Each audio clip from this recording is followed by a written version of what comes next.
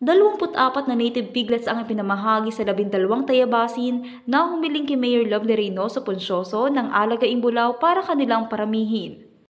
Isinagawa ang nasabing pamamahagi sa New Tayabas City Hall ngayong Lunes, Setyembre 23. Nananatiling priority agenda ng administrasyon ni Mayor Lovely Reynoso Poncioso ang pagpapalago ng agrikultura kaya patuloy ang suporta sa mga proyekto ng Office of the City Agriculturist na aktibong tumutugon sa mga kahilingan ng mga magsasaka.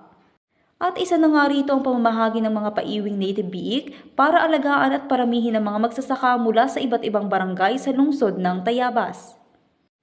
Naisakatuparan ang nasabing proyekto matapos pondohan ng pamahalang lokal ang pambili ng mga baboy ayon sa bilang ng kahilingang natanggap mula sa mga magsasakang tayabasin. Velma Rasiga nag-uulat para sa DZDG 96.7 Dasn Radio at your service.